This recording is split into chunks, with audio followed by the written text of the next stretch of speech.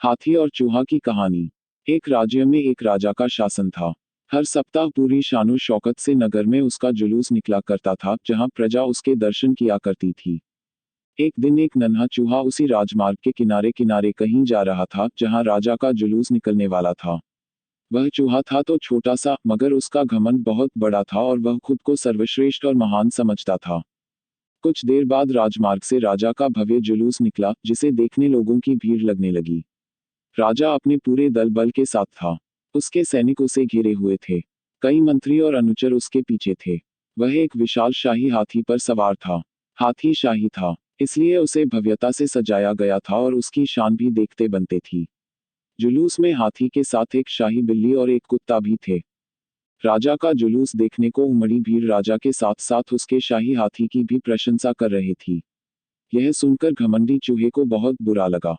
वह हाथी को गौर से देखने लगा, फिर सोचने लगा, इसमें ऐसी क्या खास बात है जो मुझ में नहीं। मैं भी उस जैसा ही हूँ। मेरे पास भी दो आंखें, दो कान, एक नाक और चार पैर हैं। फिर उसकी इतनी प्रशंसा क्यों?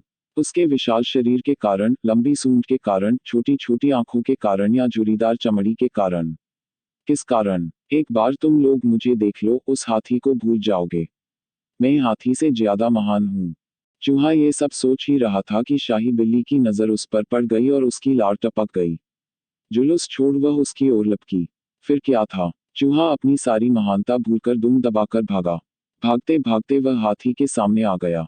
आगे बढ़ते हाथी ने उस पिद्दी से चूहे को देखा तक नहीं और अपना विशाल पैर उठा लिया। चूहा उसके पैर के नीचे कुचलने ही वाला था, मगर किसी तरह उसने खुद को बचाया। वहां से बचा तो खतरनाक कुत्ता सामने था, जो उसे देखकर गुर्राया।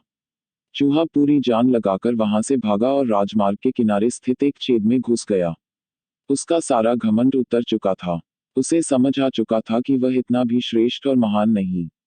सीख। किसी से मात्र रूप रंग की समानता हमें महान नहीं बनाती। महान हमारे गुण और कार्य बनाते हैं।